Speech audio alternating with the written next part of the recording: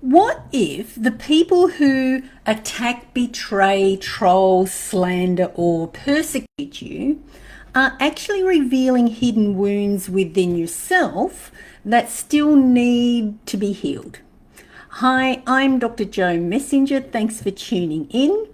In this video, let's discuss how projection, mirroring, shame, and unresolved subconscious patterns silently attract repeated life experiences, and how healing these hidden wounds within yourself change everything. Because this is not about becoming a victim to toxic people. It's about reclaiming your power. It's about healing your hidden shame. And it's also about ending old cycles once and for all. Because here's the thing. If you don't heal it, your haters will reveal it. And that can be one of the most painful and paradoxically one of the most transformative truths in life. Because often the people who troll you, the people who betray you, the people who persecute you or obsessively attack you are mirroring something unresolved within you, within us. Not because their behavior is acceptable, but because it keeps revealing what needs healing. And mirroring isn't always comfortable. You know, we love hearing about manifesting and high vibration and raising your vibration and ascension and all those wonderful topics. But very few people actually want to do the shadow work. Very few people want to ask the confronting truth of, what is this situation trying to show me about myself? Not in a self-blaming way, but in a self-liberating way. Because until you identify your hidden wounds, you remain energetically hooked into the lessons. And I have a real life example that I really wish I did not have or didn't have. However, life is life. For many years, I experienced relentless accusations from someone, let's call her Karen Coleman. Karen spent over a decade. Karen spent 15 years trying to convince people that I was unworthy. Unworthy professionally, unworthy morally, unworthy spiritually. Unworthy, unworthy, unworthy. Not good enough across the board. Karen spent 15 years trying to convince people I was not as good as her, as if she was stuck in the primary school playground. Now, here's the paradox. Her accusations about me were almost exactly true and accurate projections of herself. Karen accused me of being uneducated when I had been dux of the school, completed a science degree and received a radiology excellence award. Meanwhile, she didn't attend university. She accused me of using sexuality and promiscuity to get what I wanted, when I've been single for years and live a very quiet life. Meanwhile, she has a reputation for hosting highly questionable social environments and party scenarios and manipulating people through chaos, through drama, through gossip and promiscuous dynamics. She accused me of using my looks and charm for financial gain. And although this is kind of flattering, it's like, do you know how old I am? You know, right?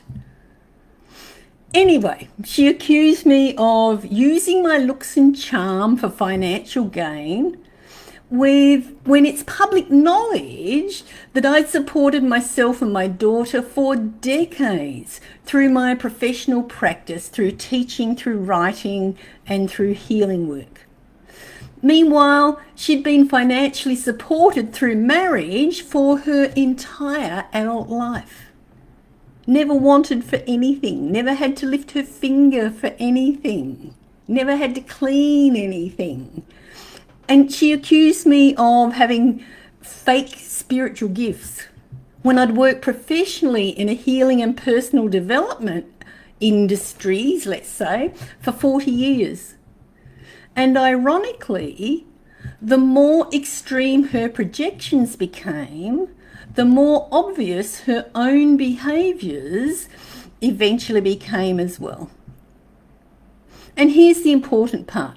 Most people stop there and simply say she was jealous, which is actually accurate. But I knew there was more to this because repetitive experiences, they're rarely random. So I kept asking myself a harder question. Where is this unworthiness inside me that attracted this experience in the first place? Because it wasn't really evident in my current life. But answering that question changed everything. Affirmations weren't enough. Repeating I am worthy didn't fix it because the wound wasn't conscious. It was hidden, it was buried. And eventually, through deep reflection and meditation, I became aware of an old subconscious pattern tied to shame, rejection, and being cast out. And whether you see that symbolically, psychologically, spiritually, or archetypically, it doesn't really matter. What matters was the emotional imprint. What mattered was the unconscious, buried and hidden feeling of I'm unworthy. And until I faced and healed that, hidden wound, life kept presenting me with more and more mirrors. The real healing was not about fighting Karen. The truth is, I only met this woman one time, and very briefly at that, maybe for an hour, when I picked up a visitor who was staying at her house. Yet the way she can't keep my name out of her mouth year after year after year, she projects as if she has known me personally for a long time, which simply is not true. The real healing was not about revenge. It was not about proving myself endlessly. The healing was about acknowledging the wound within me, feeling the grief and the shame attached to it, forgiving myself, forgiving everyone involved in it. And the real healing was releasing the identity attached to unworthy.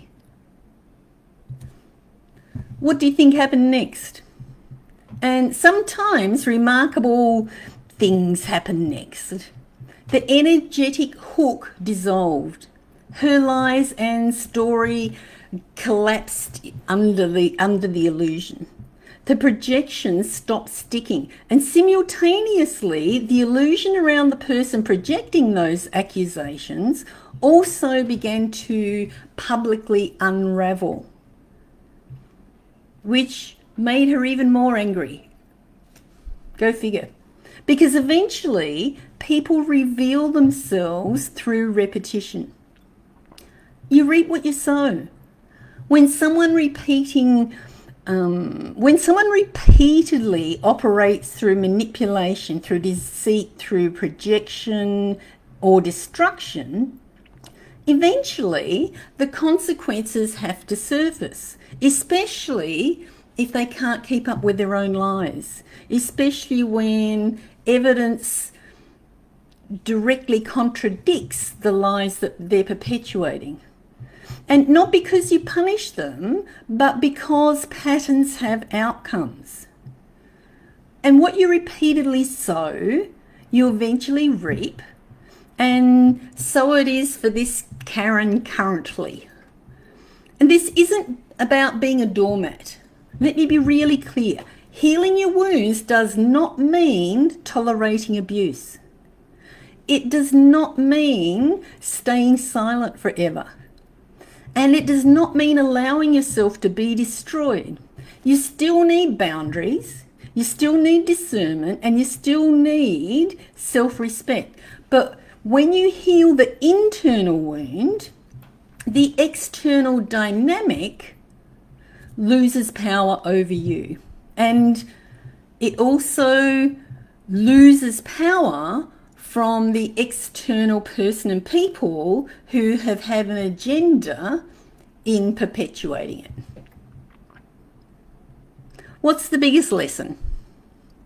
Sometimes the people who hurt you most force you into your deepest healing, not because what they did was right, but because the experience eventually pushes you inward towards truth, towards your own truth, towards self-awareness, towards your own wholeness, towards your own soul healing and reintegration.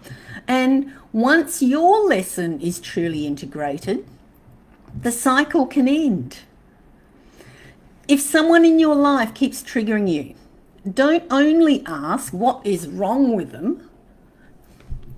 Also ask, what is this experience revealing within me that still needs healing?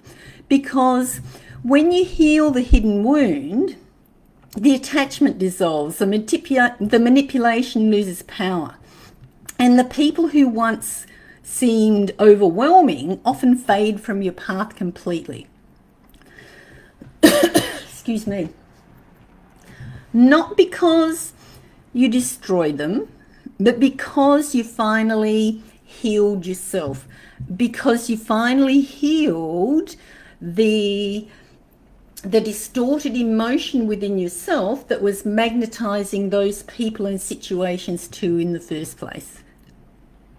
If this message resonates with you, please like the video, share it with someone who needs encouragement right now, and subscribe to my YouTube channel for further grounded conversations about healing, about shadow work, about emotional intelligence, and about your own self-mastery.